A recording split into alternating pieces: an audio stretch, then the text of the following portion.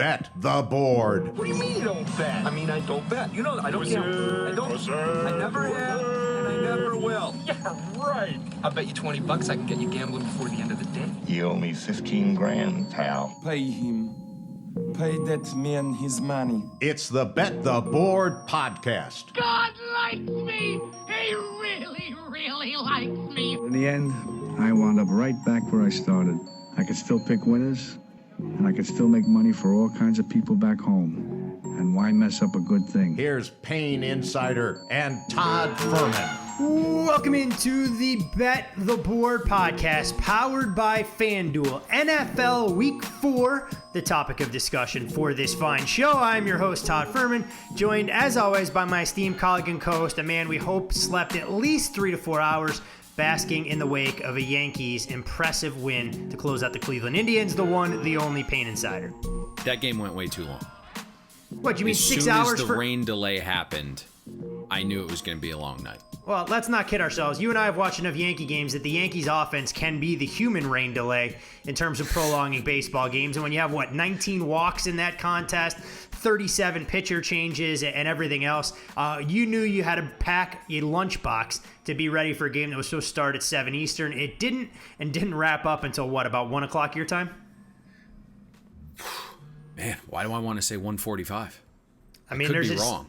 But I, every day, every time is kind of the same thing. I just know I was up really late, later than I'm typically up. I was up really early this morning. So I'm going to try to have a little energy. It was all out of 5-hour energy. So we're going to make the best of this. Yankees with a big win. Although a guy who typically has a lot of plate discipline, after I had watched about 8 hours of baseball, Hicks looked like he had somewhere to be last night at that last at-bat with the bases loaded. You know, you're not quite sure what time nightlife shuts down in the pandemic era in Cleveland, so Aaron Hicks may have had an appointment that he was a little late arriving to and clearly went golfing after pitches nowhere close to strike zone. But the Yankees punched their ticket, and my father will disown me beginning on Monday when he finds out I'm rooting for the Tampa Bay Rays and a futures ticket over my boyhood team in the form of the New York Yankees. So the division victory at 4-1 just wasn't enough for you. No. You're a huge fan of the movie Wall Street. Gordon Gekko, greed is good. If you cash a 4-1, you subsequently want to go on and cash a 25-1 in short order thereafter, because I fully believe whoever wins this ALDS matchup between two AL East teams and the Yankees and Rays goes on to ultimately win the American League pennant.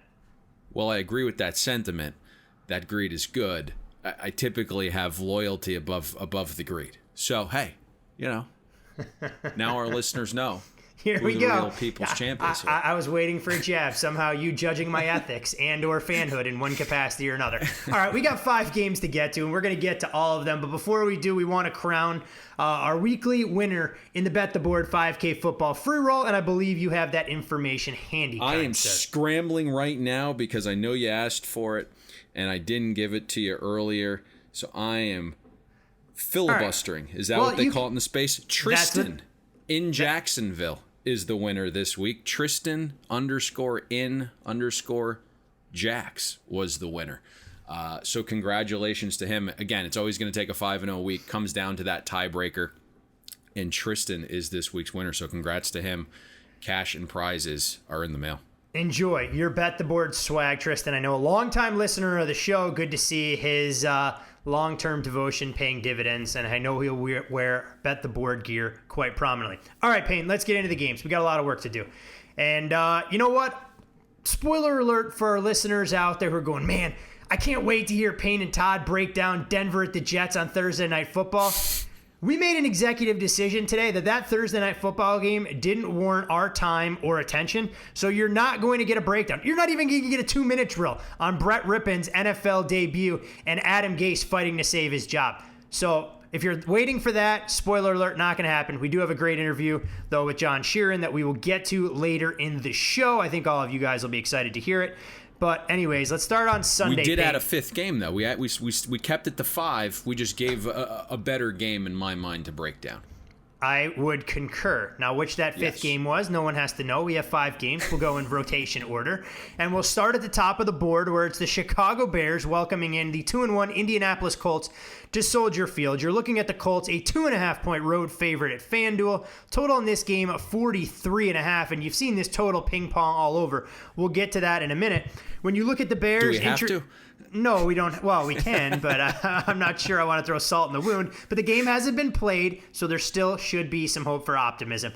Since 1998, 3-0 teams that are a home underdog in their 4th game, a robust 9-1 against the spread. That, of course, would apply to the Chicago Bears, and 7-3 straight up in those 10 games. The Chicago Bears last weekend, Payne, accomplished NFL history. No team had ever won 2 games in the same season, erasing a 16-point or more fourth quarter deficit. Hat tip to the Atlanta Falcons, hat tip to the mediocrity that is the Detroit Lions, and the Bears will continue their quest to improve to 4-0 for the first time since 2006. Biggest storyline here that I think we have to start with, Nick Foles taking over for Mitchell Trubisky. You predicted this would happen. Did it happen sooner or later, though, than you actually anticipated?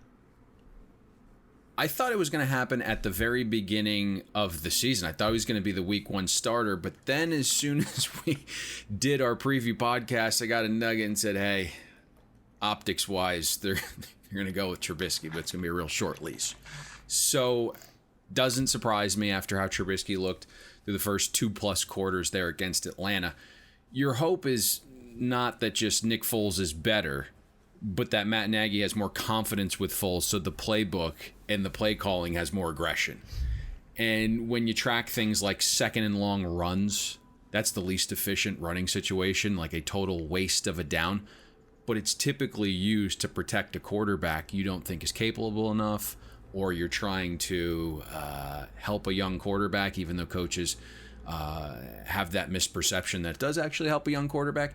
Either way, Chicago's offense with Trubisky ran on 2nd and long at the 6th highest clip. I was told Nagy wanted Foles from the onset, but again, little optics situation there. Wanted to give Mitch a final shot. If they benched him initially, they knew they couldn't get his confidence back to go back to him.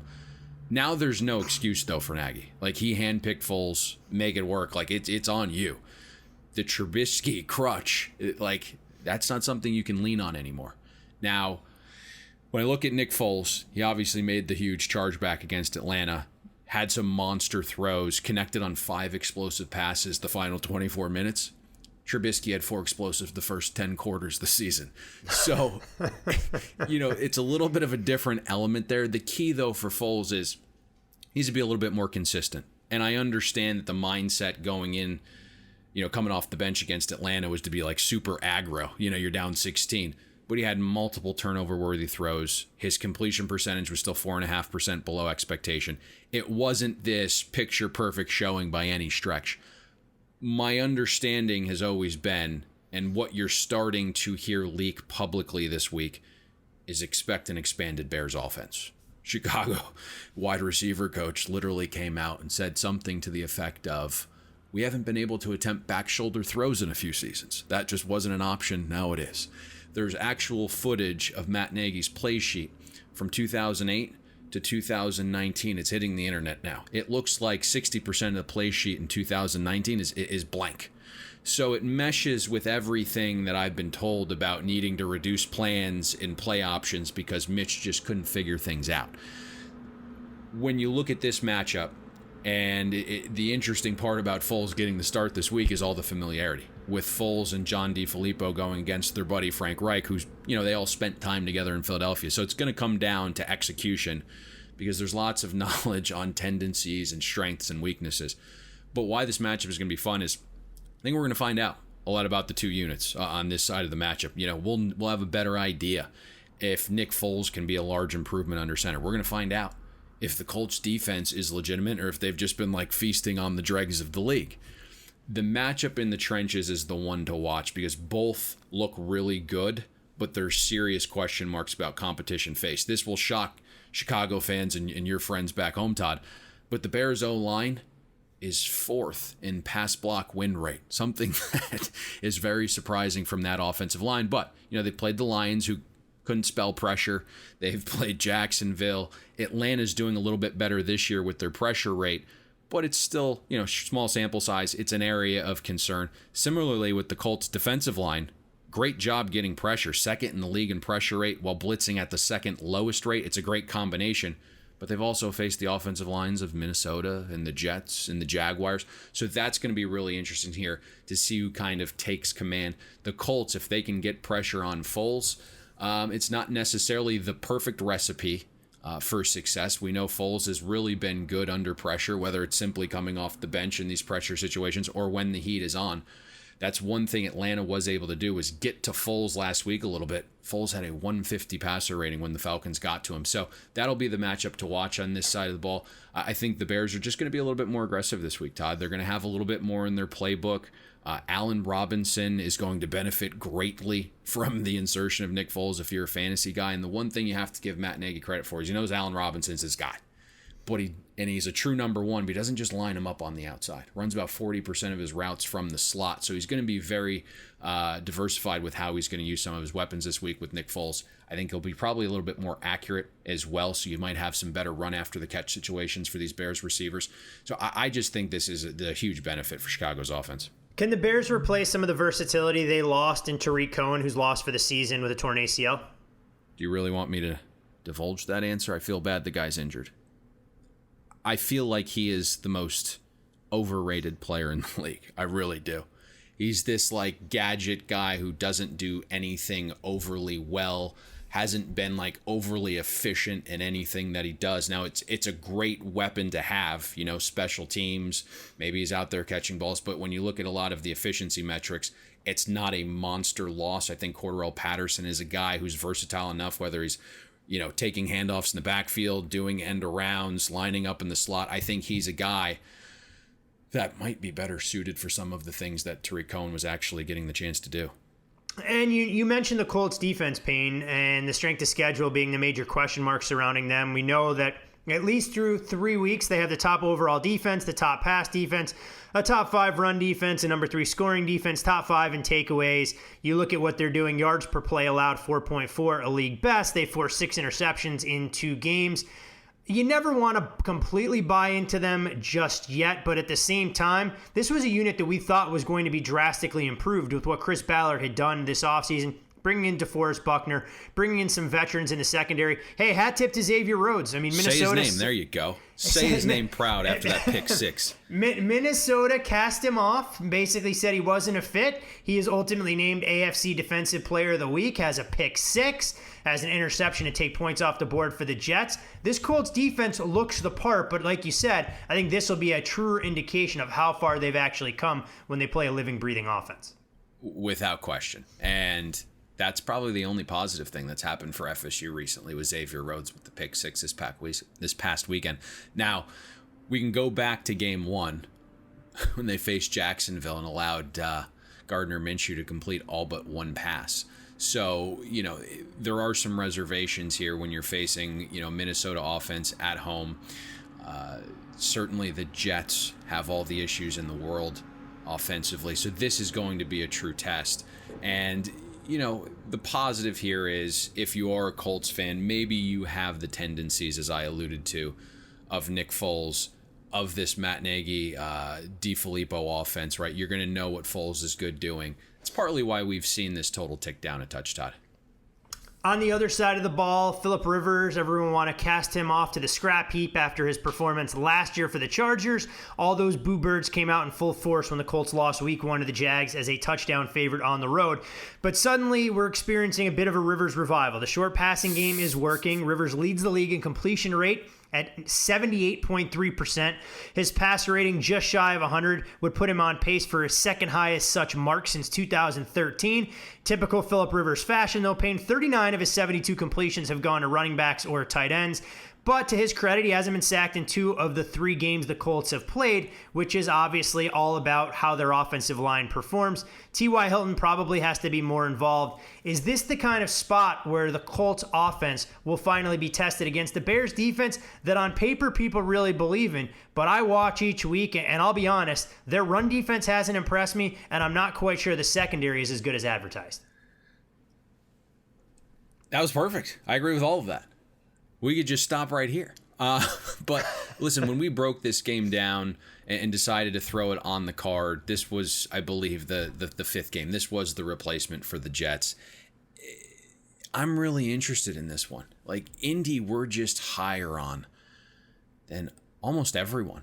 And somehow, you mentioned this, they lose their opener to Jacksonville despite having the best net yards per drive differential of any team week one. And then you have these back-to-back dominating performances against bad teams, and like no one's giving them credit.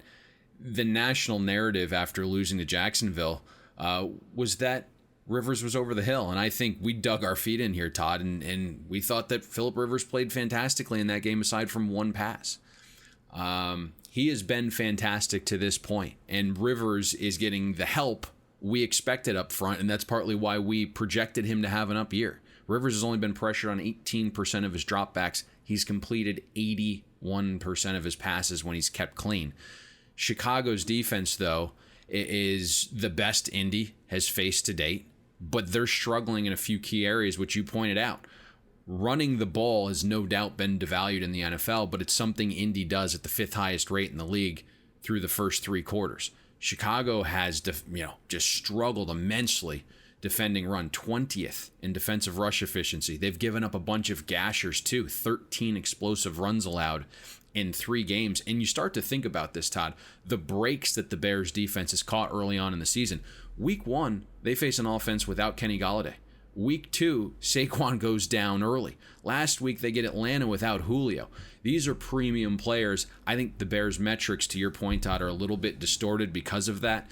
The other interesting thing here that we have to factor in, that Mo Alley Cox is absolutely surging. It's kind of been Phillip Rivers' security blanket as the receiver core gets beat up with injuries. Jack Doyle returned last week. Trey Burton is practicing in full this week. It's up to the Colts if they want him out there.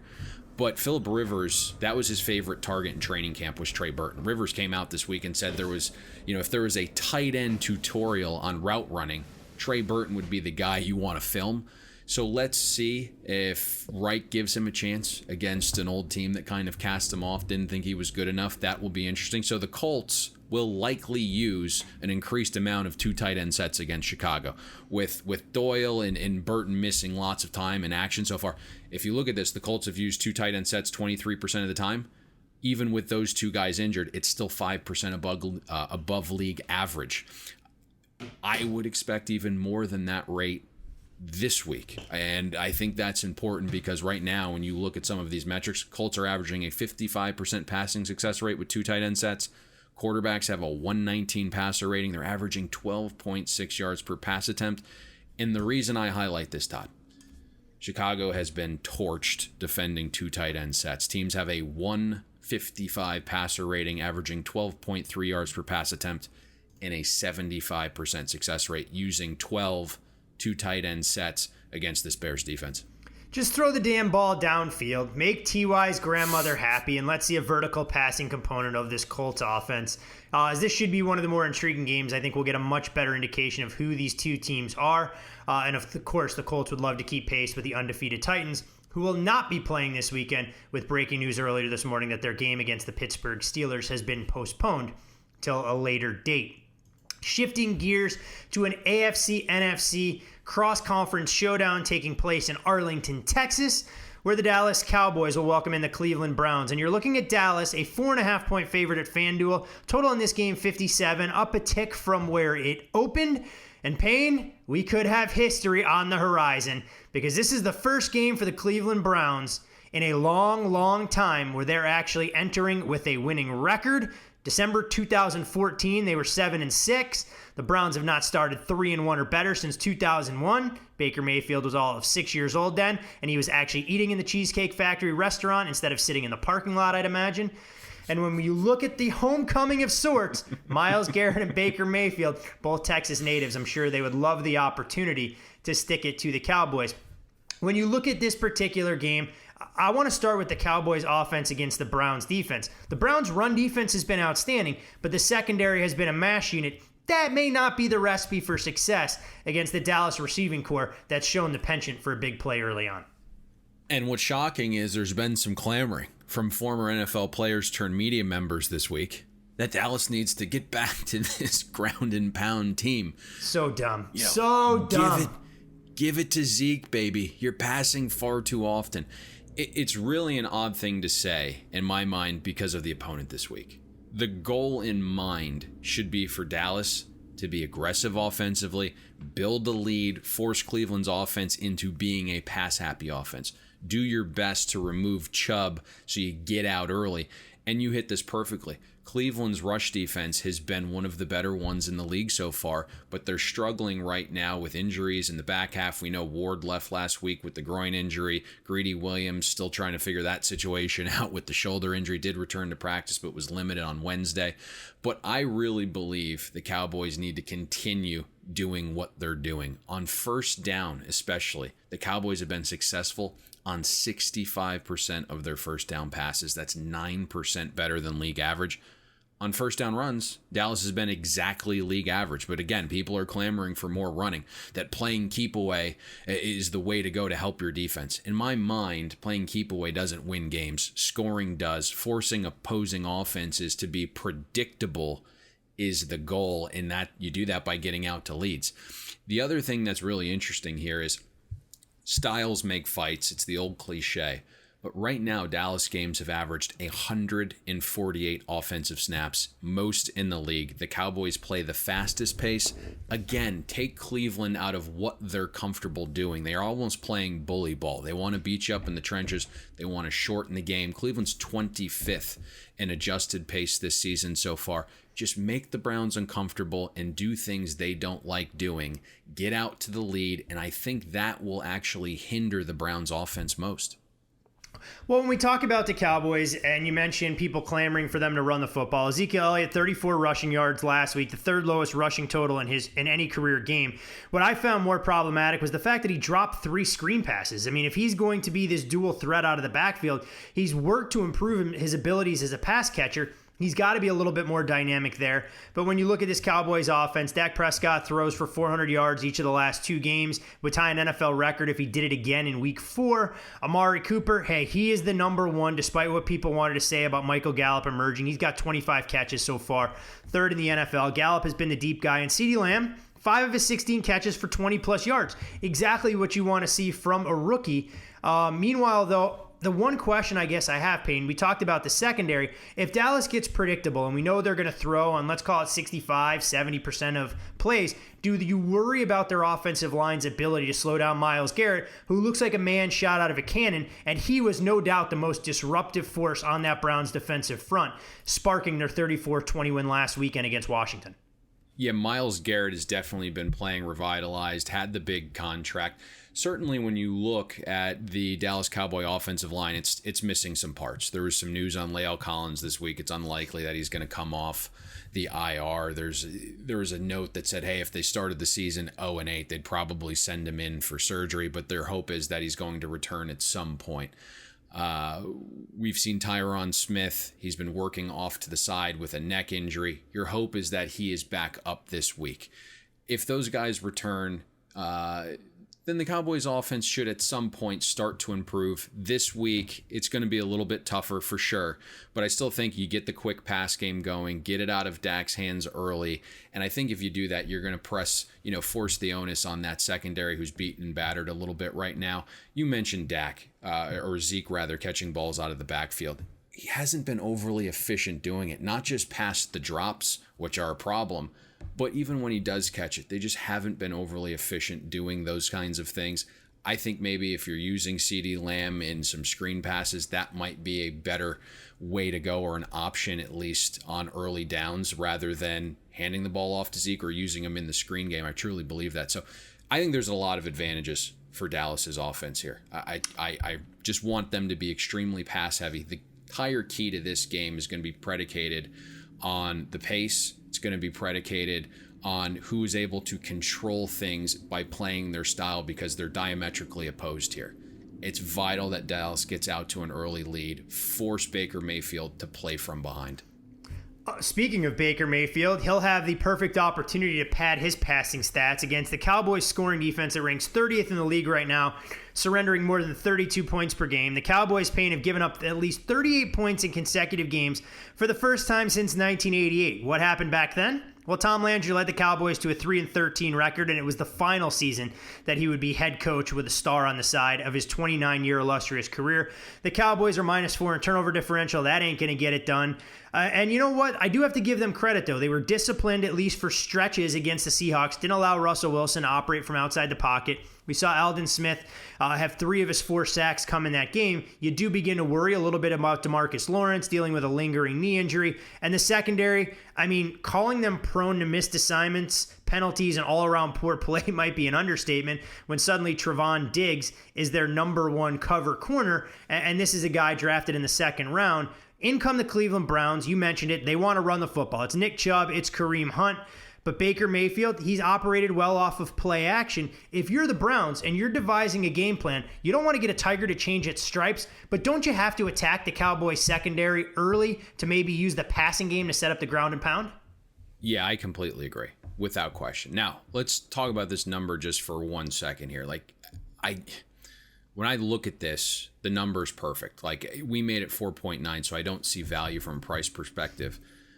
But if you had to make a case for this game, I think the Cowboys make some sense. I mean, Cleveland is coming off a little bit of a phony final score, and it's the offense that I have some question marks about. They're outgained by Washington on a per-play basis.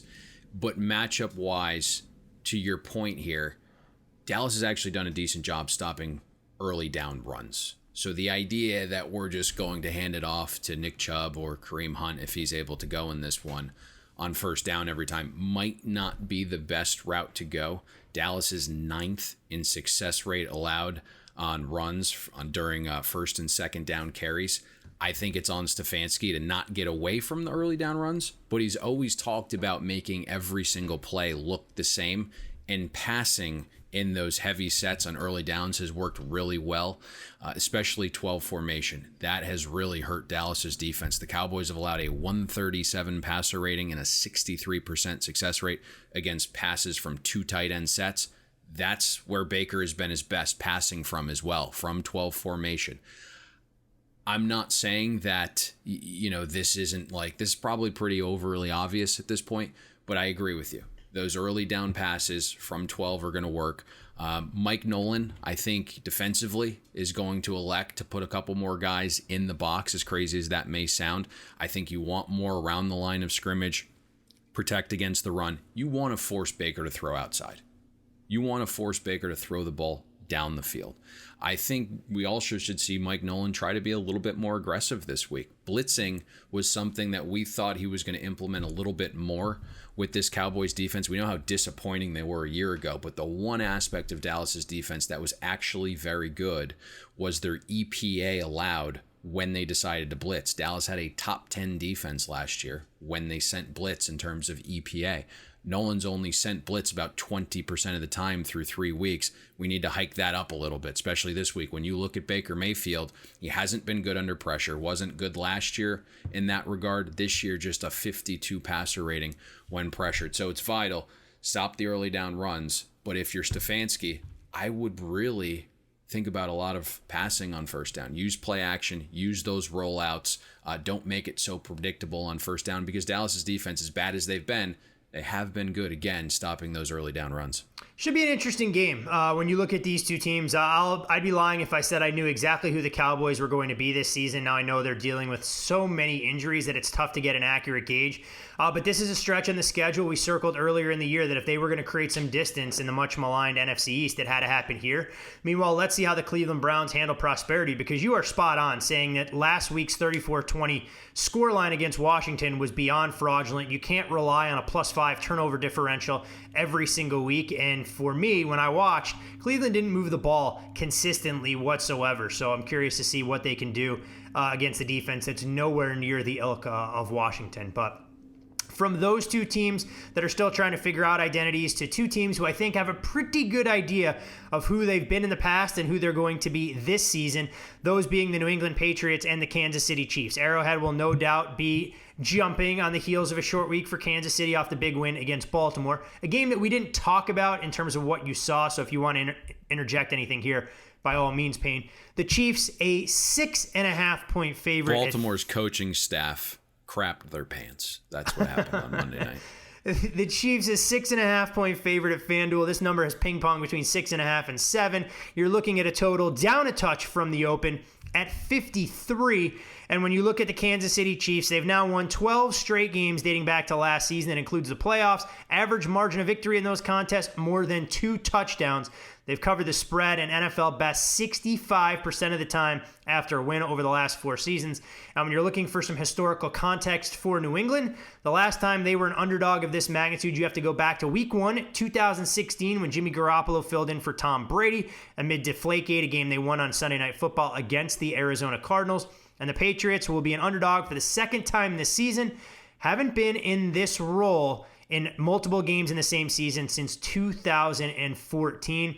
Payne, we know you have a man crush on the starting quarterback for Kansas City, so let's get that going in terms of where we wanted to go in this football game. The Kansas City offense against the New England defense. What do the Patriots need to do to try and slow down Mahomes and company? Pray. Listen, if New England's offense isn't able to maintain possession, it's going to take a game plan for the ages from Belichick. Like, this Patriots defense has issues. We discussed it coming into the season. The lost value of each individual defensive player for New England, either via free agency or trade with Deron Harmon or the COVID opt-outs, it kind of culminated into one of the most historic downgrades of a unit during an offseason in NFL history. And it's showing itself right now. New England's secondary has issues. 27th in defensive pass efficiency. 23rd in explosive pass defense. You look last week without Ruggs, a beat-up Waller, and Bryan Edwards, who left the game early. Derek Carr was able to move the ball through the air. 56% success rate, 7.3 yards per pass attempt, 4 explosives, 2 passing touchdowns. Then you had the deep play before the half that won't be factored into any of the metrics, but Aguilar picks up like a 28-yard pass interference call, roasting the Patriots corner there to get momentum right before the half. We've seen what an elite offense can do to New England's defense back in week 2. Seattle hung 7.2 yards per play, a 70% success rate. At least in prior seasons, New England's defense could at least win at the line of scrimmage, make you one-dimensional, stop the run. But New England's having issues stopping the run as well. The one thing that they're going to have to do, that might be the only thing they can do, is try to get pressure on Mahomes. It's an extremely small sample, so it's not something that we're accustomed to seeing from New England's defense, but they're right now 3rd in the NFL in pressure rate. That has to continue here. You're going to have to force a turnover or 2. But this just looks like a really, really bad matchup on paper, Todd. Now, obviously, when you're looking at this number, I think we're probably going to see some professional bettors come in on the dog here. And you alluded to at the top some money coming in on the under, which is correlated obviously with New England, but I just don't understand how the Patriots defense is going to get stops. I was actually cognizant of how big these losses were defensively for New England. I just didn't think it would translate to these kind of performances. I am stunned from what I'm seeing. I think Belichick's at a loss for words. We saw him a couple weeks ago show up to like a Wednesday presser. He looked all disheveled, holes in the sweatshirt. It's eating at him right now what's going on with this defense because it's not very good. No, it has not been good by any stretch of the imagination, and I think when anyone who watched the game last weekend against the Raiders, that wasn't an accurate indication of exactly where the Patriots can be defensively. You had a scheme for more or less, as you alluded to, one player, did a good job there, but there were stretches where Josh Jacobs, when he was an integral part of the game, even hobbling around on one leg, was able to find it way too easy to run between the tackles. And of course, with the Patriots, their key, as you indicated, is going to be them playing keep away. We saw that recipe work a couple of times last year. The Colts had some success at Arrowhead using that game plan the Houston Texans did earlier in the year. But can Cam Newton and company successfully go out there and execute? We know New England leads the league in rushing yards per game with 178 per contest. They've had 200-plus rushing performances in 2 of the 3 games. Their lone loss came against Seattle, where they were only able to run it for 67 total in that game. They're using a running back by committee. They should have James White returning to the fold, which will help Damian Harris working off of IR. We'll see how big a role he plays, if any, in terms of what they're doing. And Kansas City's still vulnerable against the run, but as we've given them credit for so many times, you can give up big running plays because teams are going to have to abandon it awfully fast when you have an offense that good and they're chasing 2-score deficits. Oh, and that was kind of the case Monday night. I was not happy with the Baltimore coaching staff, even from the onset there. You had the chance and the opportunity to make a statement early. You ran the ball right down the Chiefs' throat and said, you know what, on 2nd and 2, on 3rd and 2, I'm going to pass it twice from inside the 10. And so I think you lost some momentum there, but you're spot on. This needs to be a little bit of a keep away game. Cam obviously has to be better than he was against the Raiders. It was far and away Cam's worst performance of the season. His vibe looked off. His play seemed to kind of follow that vibe. We've always talked about Cam being a bit of a front runner. It's important to get him rolling early, have him confident. If he's doing all the shucking and jiving, Cam's probably in a good mental and physical state and you have a chance. But the Raiders did one thing that's really interesting last week. They threw a complete curveball early, Todd. A predominantly zone coverage team decided to go man in the first half, and Cam struggled. He literally had an 11% passing success rate and 1 yard per pass attempt with a pick in the first half when the Raiders decided to go man, which they played almost 70% of the snaps in the first half. So it'll be interesting to see if Spagnuolo, implements some of those man principles when he throws on the tape and sees how successful his division mate there in the Raiders fared against Cam going that route. We've seen the total come down. Dog and under, again, as I said, would obviously be correlated here. You can't get into a shootout with Kansas City, especially when you look at the Patriots' weapons. The mindset is that New England tries to shorten this game, run the ball, because it makes sense in multiple directions. It's a small sample, but right now New England has the most efficient ground game in the NFL. They're the number 1 team running the ball, partly because of Cam's legs for sure, but they've just been super efficient doing that. Kansas City, as you alluded to, 30th in defensive rush efficiency. 2 backs returned to practice yesterday, James White, Damian Harris. We'll see how much Harris potentially goes if he's even on the active roster. But they have a slew of running backs at this point. The running approach, the short passes, the screen game all keeps the clock ticking and Mahomes on the sidelines. And if you look, Chiefs have allowed 13.4 yards per reception to running backs. It's a good week to get James White back. This approach, again, keeps Mahomes on the sidelines, which is important because, again, Belichick's defense at this point, oofa. Some serious issues on that side of the ball. How concerned are you with some of the mounting injuries for the Chiefs, especially on the defensive side of the ball? L'Jarius Sneed out with a broken collarbone. He has 2 picks already on the young season, and we know Chris Jones still dealing with a lingering groin issue will be a game-time decision. Yeah, Chris Jones obviously would be a massive loss. Sneed is a guy who we profiled on the AFC West preview podcast. No one had really heard of, a 4th-round pick out of La Tech, who Spagnuolo had been absolutely raving about. And we know with the suspension issue at corner, we have Ward also kind of dealing with the broken hand. There is some issues there in the secondary, but I think that's important. If you're going to have some guys in the back half that really aren't accustomed to playing, getting their eyes moving in the wrong directions is the best way to go. Get the ground game going, use play action off of that, use a little bit of motion. But again, the one thing that we have seen Cam do very well is throw with play action. He's using play action to throw at the 2nd highest clip in the NFL, only trailing Jared Goff. So get the ground game going, get the screen game going, get the play action going. And I think that is the way to hurt Kansas City's defense in this spot. Felt bad, Payne. I just got a text from one of our most loyal listeners who's a devout Jets fan. Asked me, how much in depth we were going to go into the Jets and Broncos. I just had the heart to tell him that we will not be breaking it down on this podcast. So hopefully we don't lose one of the guys that's been with us since day one and we recorded this thing on tin cans. How strong of a position is it that the Jets took a little money last night? and they became a favorite. And this is a team that has not snapped the football with a lead all season. That's all relative. Interesting there. You don't even have to have a lead. Just kick a field goal as time expires, win by a field goal, and spoil Brett Rippon's NFL starting debut. But I will say one thing on this on the Jets game as we get completely off kilter here. Adam Gase, you're going to find out what the players think of him, obviously, because his job's on the line.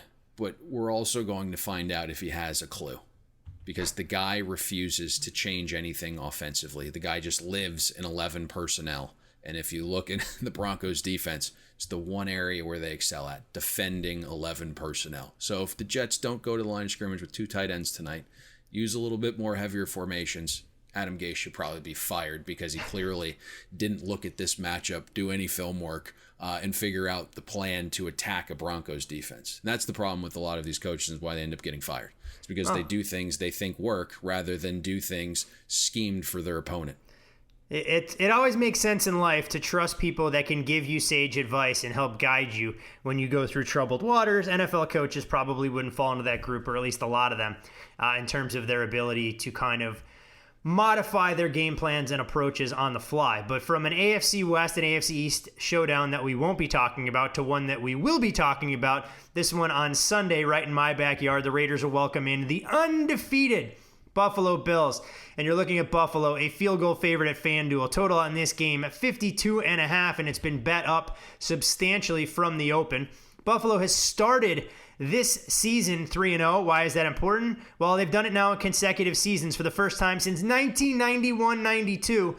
They only started 3-0 twice, from 1993 to 2008, those coming in 2008 and 2011. So it's been a little bit lean in Western New York. This would also be the first time Buffalo has been favored in their first 4 games of a season since 1991.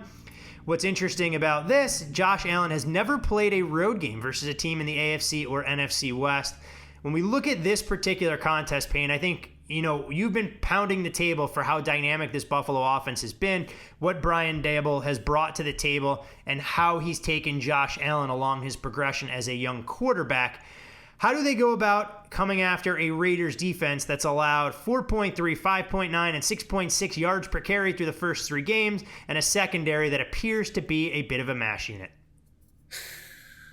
I think there's going to be advantages all over the place for Buffalo's offense across the board. And, you mentioned Brian Daboll, and he's doing and continuing to do all the little things necessary to help Josh Allen. Early down passing, motion, play action. Bills are throwing on first down almost 64% of the time. Josh Allen has been on fire when throwing with play action as well. Yards per pass attempt increase over 4 yards. Allen's passer rating is 150 with play action. He's not only throwing deeper, but when he is, he's completing more of his passes. 72% of deep passes with play action.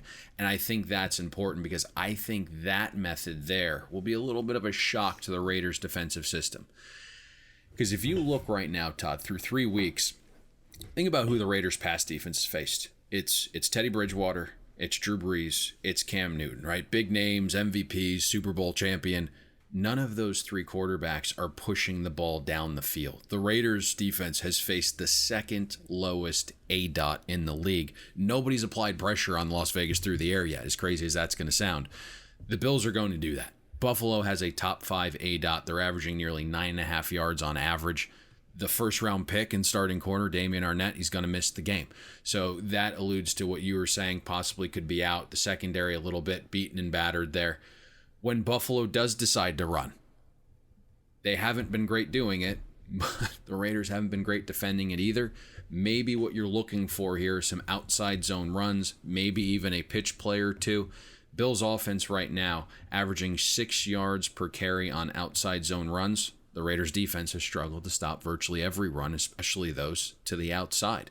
Those are the ones that Belichick, who is, a genius, looks at film, attacks opponent weaknesses. He spotted these deficiencies last week, and guess what? New England runs it 38 times for 6.6 a carry. 61% of New England's runs graded successful. They squeezed out 7 explosive runs, 2 rushing touchdowns to boot. So I think Buffalo is going to be, able to do whatever they choose to in this game. I think they're going to continue to be aggressive passers. I think they're going to throw the ball on first down when they choose to run the ball. look for outside zone, look for a couple pitches as well, because I don't see a scenario where the Vegas defense has much of a shot here, Todd.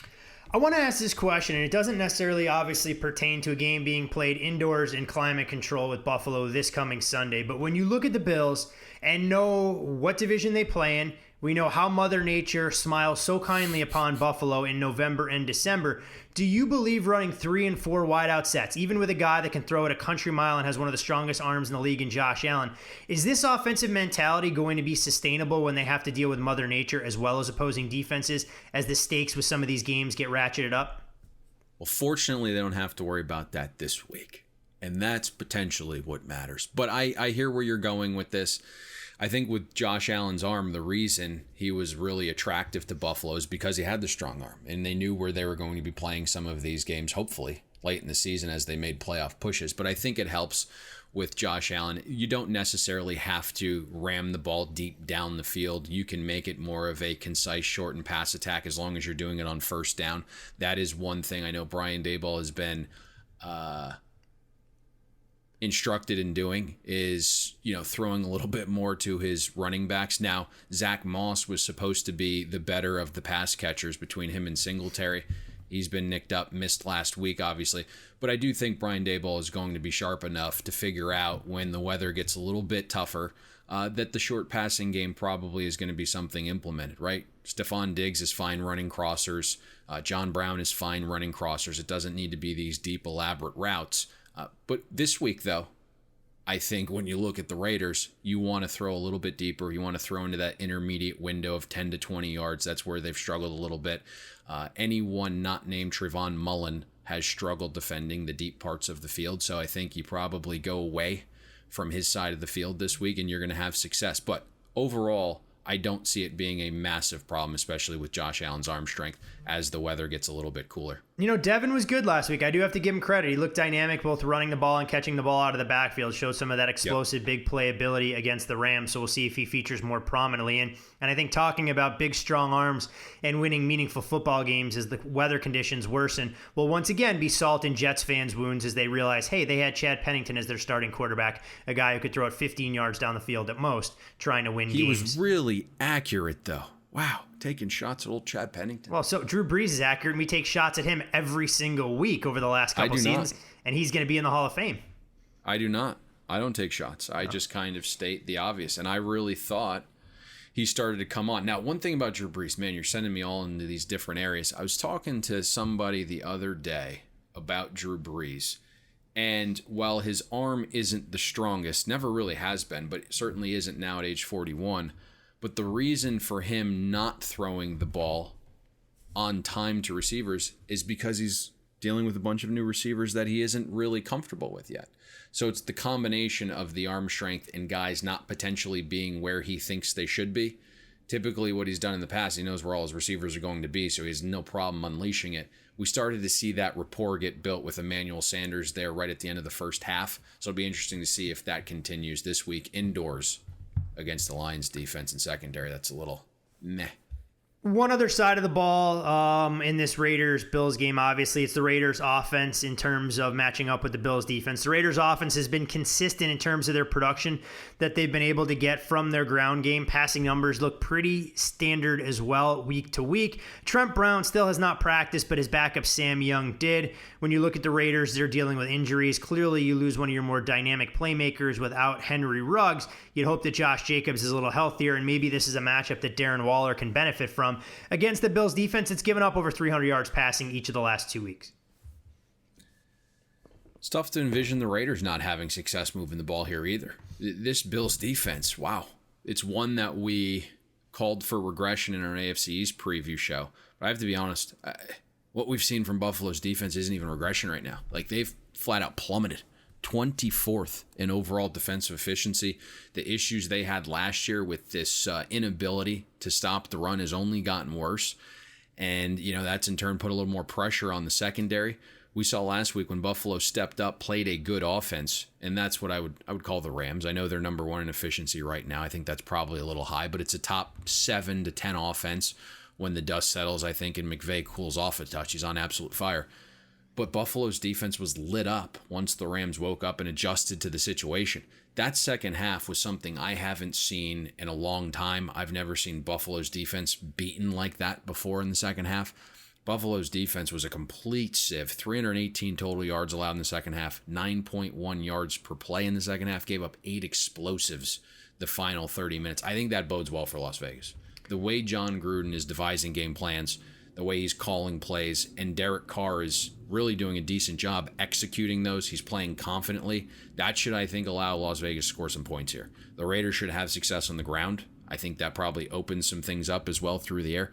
Buffalo hasn't been great defending early down passes either. Allowed 52% of first and second down throws to great successful. Tre'Davious White has been battling some minor injuries there. Doesn't quite look himself yet. Waller, full participant at Wednesday's practice, which is a great sign. Buffalo right now allowing 6.3 receptions and 82 yards on average to the tight end position through 3 games. I think this probably is a get-right game for Waller after Belichick basically removed him from last week's game. So I think when you look at Las Vegas, they're going to be able to do some things here to have success. They should be able to run it with Josh Jacobs. I think even with Ruggs out, they're going to have success moving the ball through the air. And again, it's huge that Waller was a full participant at a Wednesday practice. Expect him to be closer to 100% here for this one, whereas last week, not nearly 100%.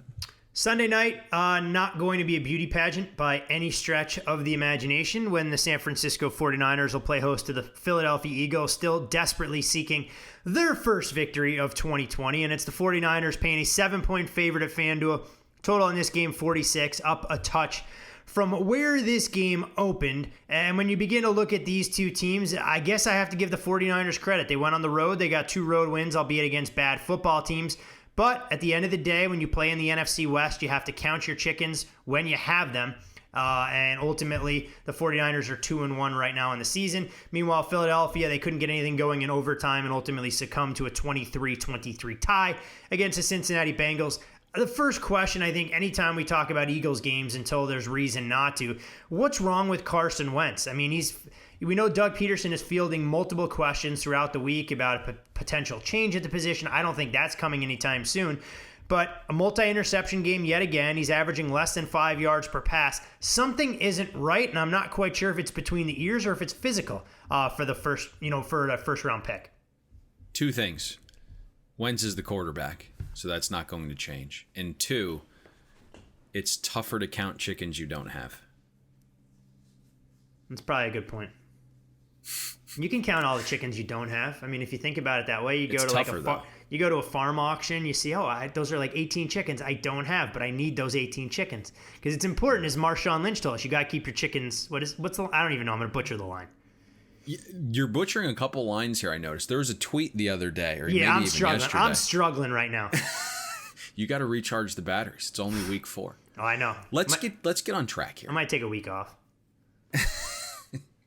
Things are looking bleak for the Eagles offense. I'm trying to be kind here. I mean, who would have thought, man? A pass-first offense that's analytically sound with Doug Peterson and Carson Wentz, who've been together for multiple seasons. Wentz just signed, a contract for $108 million guaranteed recently. That this would be the situation they're in. Like, to me, this is on Doug to figure out how to clear Carson Wentz's head right now, reboot the system, something potentially you could use here.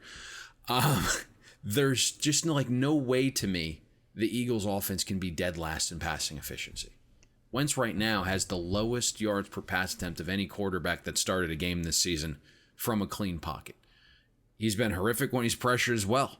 And you just look, Wentz's completion percentage right now, 6.5% below expectation, 3rd worst in the league. And I think I said this on Monday's show, that maybe getting away from Philly and that city and that press and that news area and traveling across the country kind of helps here.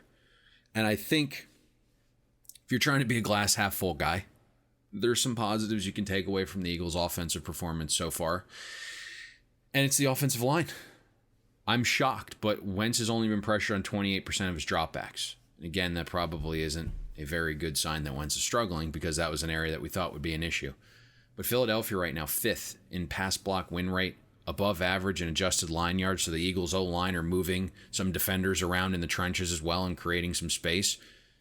the positive here as well is that the 49ers defense is decimated. They're not going to have Nick Bosa. They're not going to have Dee Ford. They're not going to have Solomon Thomas, Richard Sherman, or Dre Greenlaw in this game. So some key contributors are not going to be there for the 49ers defense. This feels like, God, it should be a get-right opportunity. Now, I know the Eagles are dealing with some injuries on offense as well, but this needs to be a spot where you at least show up here.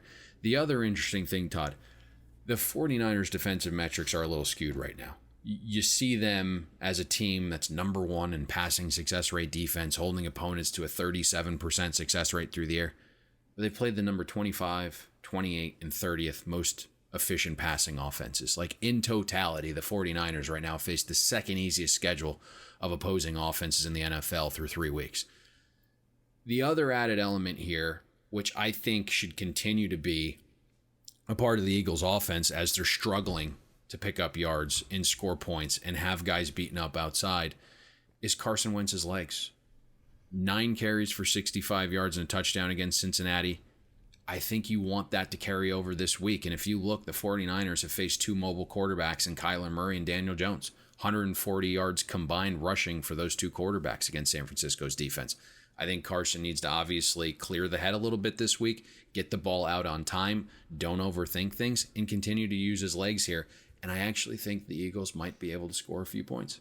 Look at that. Eagles optimism. Folks in Philadelphia smiling ear to ear as they see that maybe, just maybe, the first win could potentially be on the rise, and they'll have to do it as 7-point underdogs. But the Eagles defense, though, Payne, they've been a bit of a disappointment, and they'll face Nick Mullins, who did perform admirably filling in for Jimmy Garoppolo last week, or at least we think it's going to be Nick Mullins. Mullins was 25 of 36, 343 yards with a touchdown and a passer rating nearly 110. I found this stat absolutely staggering, Payne. 2,620. That's how many yards that Nick Mullins has passing in 9 career starts. That ranks him 3rd most at this juncture of his career. Trails only Patrick Mahomes and Andrew Luck. Bet you didn't think you were going to hear that kind of statistic here for Nick Mullins. The 49ers... I did. The 49ers get their weapons rolling. You see Brandon Ayuk, their first-round pick out of Arizona State, had a rushing touchdown, 5 catches on 8 targets. But the ground attack was nowhere to be found against the G-men. That was a little bit troubling, but they will have the services of George Kittle back. When you look at the way that this 49ers offense matches up with the Philadelphia defense, where do you think they may have tactical advantages? So Garoppolo didn't practice at all yesterday, and Mullins got all the reps. So I think by the end of today, Thursday, it's going to be pretty clear who's the starting quarterback Sunday night. And I said this on Monday, make no mistake about it. Like, Nick Mullins is a good quarterback. He is more than capable. And I'm going to one-up your little metric there because I was digging into this a little bit in our database. Son of a bitch! I wanted to go out on a high note like Costanza. Like Costanza. So the quarterback that you mentioned there that left his team high and dry last year, who I don't like to mention or discuss, let's remove him from that list. After Mullins tore up the Giants' defense Sunday, he found himself on a list with my man crush Patrick Mahomes as the only 2 quarterbacks in NFL history with 2,600 passing yards and 14 touchdown passes in their first 9 career starts. So Nick Mullins, I really like. Get him a gold jacket. Let's go. Get him a gold jacket. Move him to Canton. Come on, Nicky boy. I don't know if it were there yet, but I think I divulged this, or maybe it was something I said to you personally, but Kyle Shanahan people were knocking on his door. People were calling him this offseason. They wanted Nick Mullins, and he was like, no, you can't have him. Now, I don't know if it was for a first-round pick. He probably would have dumped him at that point. But whatever he was being offered, like, he wasn't giving up Nick Mullins, and we see why. Whoever is under center, though, for the 49ers, and we think it's Mullins, but today will be the better indication. They're practicing here in about an hour or two. I'll get a report. But I think you mentioned this, going to get a big boost with George Kittle back. Practiced at the end of last week. They decided to be cautious with him. He was a full go on Wednesday. And where the matchup gets interesting is Philadelphia, from the School of Analytics, typically does a good job defending tight ends and running backs. They've only allowed 20 receptions combined to each of those positions in 3 games. However, they have guys that are getting picked on. Like Nathan Gary has been picked on mercilessly by tight ends and backs. Tyler Higbee's still running by him. Still running by him. And you know, you're leading to my point here, which is very nice. But Gary in coverage right now has been targeted 13 times. He's given up 13 receptions. 2 of those went for touchdowns. Gary right now is allowing a 157 passer rating in coverage. And I can tell you, Kyle Shanahan is going to be breaking out the film from the Rams-Eagles game. Everything Sean McVay did with pre-snap motion, play action, finding matchups for his tight ends and running backs to pick on specific linebackers and safety and coverage, Kyle Shanahan is going to do to the 10th degree here. And if you look through 3 games, Kyle Shanahan's offense right now uses motion or shifts at a 76% clip. It's the most in the NFL, 26% more than the league average. So they're going to force your linebackers to be disciplined with their eyes. And if you guess wrong, you're going to be dead. Nick Mullins right now, in his 2 starts this season, is being helped by Kyle Shanahan, who's smart enough to say, hey, we're going to implement some play action here. So Mullins is throwing with play action on 43% of his pass attempts. The Eagles need to understand this. They need to learn from the dress rehearsal back in week 2 against the Rams. The 49ers are going to push everything to the absolute limit in regards to window dressing and picking on your weak areas. The running backs are going to test you, not just the tight ends. Right now, the 49ers running backs averaging 6.6 yards per touch. That's number 1 in the NFL. And it's because Kyle Shanahan does a great job getting them out of the backfield and catching balls. When you're watching this game come Sunday night, defensive eye discipline after motion and play action, along with how the Eagles defend tight ends and running backs, is what you want to watch for. If somehow Jim Schwartz comes up with the game plan, and now listen, he's done well the last 2 times against Kyle Shanahan. One time CJ Beathard was the starting quarterback, so he probably should have done well. But the previous time was Atlanta's offense that went to the Super Bowl. Jim Schwartz has had some success the last 2 matchups against Kyle Shanahan's offense. But those are the things you want to look for here. What are the linebackers doing for the Philadelphia Eagles? Are their eyes going to remain disciplined? If they're not, San Francisco's going to hang some points here. And I'm just not quite sure they have the personnel to remain disciplined with their eyes. I think we're going to have some advantages here for the 49ers offense, using Kittle, using the running backs, using, even some fullbacks in this scenario. I think that's really what Kyle Shanahan's going to target here. We're going to see some end arounds, getting Brandon Ayuk going. The other interesting thing here, and I don't know if he's going to come back this week. Kyle Shanahan said, we've waited this long, we're going to wait till he's 100%. But Deebo Samuel looked like he was doing some things yesterday at practice based on the video that I got sent. It's a long shot that he plays, but potentially could be out there as well Sunday night. If not this week, looking well for next week. Yeah, I mean, in regards to Deebo, you have to think the 49ers will take the slow and cautious approach. The last thing they'd want to experience is a bit of a setback, knowing that they do sit at 2-1. They've only played 1 divisional game, and things will get a lot tougher going forward. But if you mention he's as healthy as he is, there's no doubt he gives them a dimension in the passing game that they've desperately lacked, and you can only begin to imagine what this offense will ultimately be when they have him on one side matched up opposite Brandon Ayuk with a healthy George Kittle and a ground game that we know is formidable. One last thing on this game, Payne, because I know we have John Sheeran waiting in the wings to share some book liabilities, and I'm interested to get his perspective on the weekend that was and the weekend that's coming up. What do you make of this particular number? I mean, do we think that there's going to be support for the favorite here, and for anybody that likes the underdog, there's an outside chance they'll be able to grab 7.5 if they wait it out till kickoff? Possibly, yeah. I would think it's 7.5, and maybe even 7. We might start to see some Eagles money before kickoff. Be interesting to see. I mean, you mentioned their offensive line. I think that's clearly the matchup where Philadelphia can have an advantage. And while the 49ers may have looked like they didn't miss the contributions from all NFL caliber talent on the defensive front against the Giants, it'd be a little bit different this particular weekend. But 5 games. Did you see who they've signed, who they're running out there right now? You know what? I don't have it marked down, but I was reading some of the stuff. Did they bring back? They brought back a veteran off the scrap heap. Yeah, no? Ziggy Ansah. They brought back. And the Dolphins' former first-round pick, Dion Jordan. Well, that's who they're going with to supply some pressure. Speaking of that, the other storyline that I found interesting, Philadelphia brings in our guy from Iowa State. They're converting to a tight end with Dallas Goedert's ankle injury. Hakeem Butler, it's your time to shine, my friend. Go out there and experience an NFL renaissance. The plug yesterday for old Hakeem was for a reason. He started to bulk up a little bit. I think it's going to be difficult. Obviously, they're going to use Rodgers in the 2 tight end sets, obviously, because I think he's a little bit better of a blocker. I don't think Butler's going to be much of a blocker, and it'll be obvious when he's out on the field that they might potentially be passing the ball. But I think he provides a nice element there. He is a bigger receiver. Speed was kind of the question mark to play outside, but he's going to bulk up a little bit, going to play tight end. And I think also when you're looking at the, injuries to the receiver room for the Eagles, having him line up in the slot as well as that tight end could help that receiver group. Alshon Jeffrey inching ever so closely to a return as well. It's also how Alshon Jeffrey runs his routes, inch by inch, because you can time with a sundial. But they've heard of us talk enough on this fine podcast. It's time to bring in a fresh perspective on who the books may or may not need for NFL Week 4. Thrilled to kick off our next segment in what's rapidly becoming one of the more popular pieces we do every Thursday here on the Bet the Board podcast. Welcome in John Sheeran, the Director of Trading for FanDuel Sportsbook Operations. You can follow John on Twitter at jsheeran1981.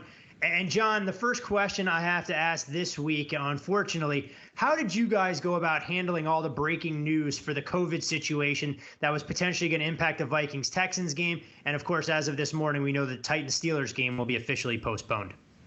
Yeah, look, it's one of them situations. We're kind of getting used to it and acclimatized to it now this year with obviously COVID and the pandemic. So we were pretty quick to jump on it, Todd, and suspend the market. So felt like customers didn't know what was going on. We also didn't understand exactly what the situation was. We didn't know at the time how many players it was and who actually it was. So we just took a safety first approach to it, which I think is the right approach. I didn't want bettors to be taking lines on the Titans as a 1-point underdog to be then missing Ryan Tannehill and be left sweating on a bet. And I guess you can argue that I also didn't want people taking the other side when they were going to get 2 or 3 points of value. So I felt that was the right approach. And like I said earlier, this year we've tried to be as very fair to people as we can when it comes to COVID. This is unprecedented for all of us, and we've worked with regulators in the states that we're in to permit us to actually void futures and bets where golfers and tennis and any other participants withdraw for testing positive for COVID. We just feel like it's an unfair way to win money, and we've kind of tried to maintain that stance through NFL as well. Being fair to bettors, does that mean making the Jets and Giants 3 touchdown underdogs every single week, so at least you guys have a puncher's chance against some of the players fading the local teams out there on the East Coast? I mean, it's been fair so far. They're doing okay so far, regardless of what number we put on it, and expect it to be the same until it turns around. Obviously, it's crazy to see the Jets as a favorite tonight, but so far it hasn't really impacted. Everybody's been taking money off us opposing those teams.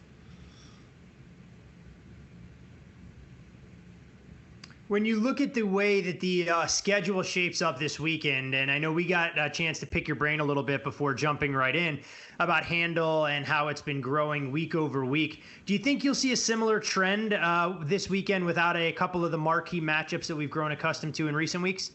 Yeah, it'll be a good test for it for sure. The growth that we saw from 1 to 2 and week 2 to 3 has been really strong. I guess the challenge this week is we don't have a Kansas and a Baltimore on Monday night, which was a huge volume game for us that kind of made sure that we maintained the growth that we saw from week 1 to 2. So it's definitely a concern, but there's some matchups there that I think we're just going to see heavy one-sided action, and depending on how they go, I guess we'll see the recycling effect. Obviously, we'll be a game down now as well without the Titan game going ahead. So interesting to see how it goes. It'll be a good test for where the growth is coming from, whether it's been the reasonably favorable results or just the matchups as you alluded to. No, I did want to ask. Oh, sorry, Payne. I'll let you jump in a second. Did want to ask one question about that, following up on some of the marquee teams there. I mean, what kind of handle did you guys see in the Sunday night and Monday night game, knowing that you had 2 of the more preeminent quarterbacks catching points? And from a recreational betting standpoint, it's oftentimes tantalizing to be able to grab the likes of Aaron Rodgers or Patrick Mahomes, not only plus a field goal in those situations, but also on the money line. Yeah, a couple of points there. I think one is the volumes that we've seen in the primetime games have been exceptional. Sunday night and Monday night football gone were no exception. I think Monday night was about 4x the amount of handle that we took in any other game that wasn't in prime time. So huge demand for those primetime games, as I said. And then when you add the fact to it of it being the Ravens and the Chiefs, and then the way that the game actually went, so being able to bet the Ravens at halftime at 6-1 took a lot of the money line exposure that we had on Mahomes and the Chiefs away, but still very significant losses on the Chiefs on the money line. And the second point that you alluded to is exactly right. It's a trend that we've noticed very early on in the US, that giving what is perceived to be elite quarterbacks, and definitively elite quarterbacks, plus money on the money line is one that people can't shy away from. We saw it with Rodgers in New Orleans. We saw it with Mahomes in Baltimore, and then you add all the kind of media narrative that you see that goes along with that around his record of what is now, I believe, 7-0-1 against the spread as an underdog. So when you ramp that all together, it's not hard to imagine why the bettors are taking that side, John, you mentioned those two games specifically on Sunday and Monday night didn't go too well for the house. When we fast forward to this week here, are there any big decisions brewing? Yeah, I think there's a couple of really obvious ones. Obviously, I think Seattle in Miami is one that's probably the most lopsided. About 95% of the money that we've taken in that game so far has been for Seattle. We've been very high on Seattle through the first 3 weeks, but feel like this is a really good spot for us to try and get them beaten, at least on the spread. I mean, the travel is as big as you can do in the continent. Feel like it's a little bit of a letdown spot for them coming off that over and back game against Dallas on Sunday, and then also the defensive injuries that they have is getting pretty serious. And I think Miami will be able to move the ball on them and put points on the board to make that touchdown difficult thing to overcome. But it's justified. We've been super impressed with the offense. Metcalf is a different animal this year. Lockett's been so good, and then their backfield, obviously with some doubts about Carson this week, but their backfield's been a good supporting system for them to lay the foundations to go ahead and throw the ball the way they have. Absolutely, there's no doubt about that. When you look at potential buyback there from professionals on Miami or any other game, have you seen something come in yet? Not really. I mean, we spoke about it earlier. We've tried to favor the sides that we think that are just too big. I think Green Bay is one. I think New England's another one that we're interested in, so we're juiced on the plus on both of those. And then there's no way we would want Seattle to get to 7. If it did, we would heavily juice Miami as well. So we'll try and dodge that buyback for as long as we can. I think the only real sharp money I have to report this week has been in the Ravens and the Washington football team.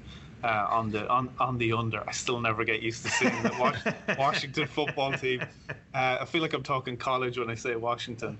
But we've definitely seen some sharp money that we respect from a bettor who's pretty sharp on the under in that game. And when you see the defensive front for Washington, the Ravens potentially leaning on the run heavily and trying to get back to business after obviously a pretty shocking display. I guess you can see that game being a pretty slowly played game. Todd, you didn't give John the memo that you're not allowed to talk poorly about the Packers on this podcast, or he's going to have people invading his Twitter.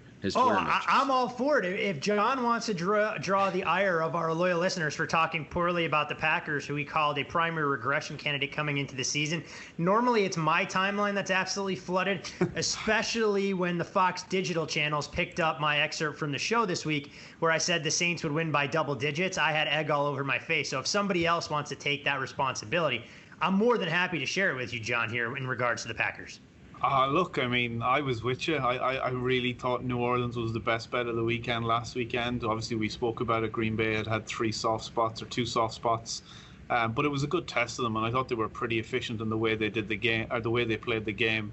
I still have some concerns, and I do think Atlanta is an offense that can run with them. Obviously, their defense need to get some stops somewhere, somehow, but I'm not completely convinced in the Packers yet. I'm a huge fan of Aaron Rodgers. I love the way he plays the game. I love every time I hear him talking about the game and what his process is, I love the offsides and how aggressive he is in those spots. Can't believe other quarterbacks aren't kind of taking his lead on that. And so I'm a big Packer fan, but I got to see a little bit more defensively in particular from them, because I do think they are a team that you can scheme well defensively against. So I'm not completely sold that they're the best team in football just yet. You know what, Payne? We do have to give John credit to, because normally it's your job around these parts to give out one winner a show. But whether John wanted to or not, talking about some of the professional money he saw last week on the Giants and 49ers over, hopefully it kept a lot of our listeners from going to the window going, oh, Nick Mullins against Daniel Jones, no skill position players. We're going to bet this thing over. I know it was an improbable sequence of events, but that was a great tidbit as much as anything else, John. So I know our listeners really appreciated it. We got a couple emails ago. John kept us off what we thought was going to be a dead to nuts under at MetLife Stadium, but it just may further illustrate the Giants' ineptitude in the grand scheme of things. Yeah, I think that's right. I mean, look, nice that people are able to get a few dollars off some of the sharp money that we see. And, you know, for me, it's about sharing information that we can. I have no problem, you know, giving people some insights. I hope it helps them, and I hope they would take a few dollars off us and reinvest it. So happy to help where I can. Oh, it's been outstanding to get you on. I know as we hit the quarter mark, can't wait to hear what other great nuggets and tidbits you'll share with us from week 5 on until we ultimately hand out the Lombardi Trophy. We'd like to hope in early February, but this season, who knows? We may be in the middle of March before we crown a Super Bowl champion. You can follow John on Twitter at JSheeran. That's JSHEERAN 1981. Great information throughout the course of the week. Of course, you can listen to his spot here with us every single Thursday throughout the fall. John, best of luck this weekend. I know you will be glued to your seat watching Jets and Broncos on Thursday Night Football. Thanks, guys. I can't wait. I had a feeling, Payne, when we talked to John today, he was going to give us bad news about some of the money line liability created by elite level quarterbacks and some of that recreational better mentality when they go, wait a second, I can get Patrick Mahomes as a 3.5-point underdog. Sign me up. Worked out well. That was a killer combination on Monday night because Andy Reid was dialing up everything. Patrick Mahomes was on fire. That combination simultaneously is one that's not going to be beaten in the NFL when both those guys are clicking at the same time. And when you look at what that game meant Monday night in the overall landscape of the NFL, Todd, with just one AFC team getting a bye, they're now a game and a half up on Baltimore. And based on our projections, have the easiest remaining schedule in the NFL. Yeah, it's going to set up quite nicely for the road to the AFC title to go through Arrowhead. I tip my hat to everybody else in the conference to figure out a way to slow down Patrick Mahomes and company. But, hey, you've earned it. Kansas City has constructed their roster in such a way, and a hat tip to those folks out there who said, no, we don't need no stinking points, and took them on the money line to be able to cash their ticket. But we talk about one tandem in Kansas City, Payne. A lot of people would call us a tandem destined for Canton. And we do have one final order of business to transact before we close up shop. We take a 72-hour sabbatical from one another. We sit back and we watch the winners roll in. But where are we steering our loyal listeners for their best bet this NFL Week 4? It's ugly, but let's go with rotation number 257, the Jacksonville Jaguars, plus the 3 here. When you just look at the rest discrepancy, I think that's really big. It's really tough to overcome that if you're a Bengals team that just played 5 quarters of football. Meanwhile, Jacksonville's had 10 days of preparation for a rookie quarterback and a coach in Zach Taylor that we don't really think much of. The other thing here is for us, this is just a pure numbers play. I know we weren't high on Jacksonville coming into the season, but Cincinnati was not too far behind. When we look at what we're giving for home field advantage, this is really a game that we make 1.5. Cincinnati minus 1.5. So just too much value in that regard not to take the 3, the key number on the Jacksonville Jaguars this week with the additional rest. All about Gardner Minshew, baby, back in a role that they've relished as an underdog more so than as a favorite. The Jacksonville Jaguars, there's no better way to spend your Sunday than rooting for the Jags to get you an outright victory. You can follow Payne on Twitter at Payne Insider. I'm Todd Furman. You can follow me there. Most importantly, follow the podcast at Bet the Board Pod and follow our Thursday featured guest, John Sheeran. That's JSheeran 1981 on the old Twitter. Payne, any words of wisdom, final advice, nutritional tips, anything else you'd like to share or get off your chest, because we can pretend that our listeners remotely care. No, I'm good with everything. The biggest best bet of the week is that John Sheeran was born in 1981. You know, we're going to have to confirm that next week. What kind of yes-no prop are you going to set? Maybe that's just his favorite year. We don't know. That's true. So could just be a good year. Yeah, might need to take a live dog price on a no. How dare you just make assumptions. It does take an ass to do so. All right, anyways, we're done here. We've gone longer than we wanted to. I think we've said a lot. We've picked on the Jets. We've picked on the Broncos, which I think is fair. So for all those folks that are going to watch Thursday Night Football, hey, we wish you nothing but good health. Meanwhile, for all of you, our loyal listeners, thanks for your continued support. And come Sunday afternoon with the Jaguars ticket in hand, we'll see you at the window. Thanks for listening to Bet the Board. You can catch Todd and Payne every Monday, Wednesday, and Thursday during football season, breaking down the biggest NFL and college football games. And to make sure you don't miss any free best bets, subscribe to Bet the Board on iTunes, Google Play, Spotify, or wherever you listen to podcasts.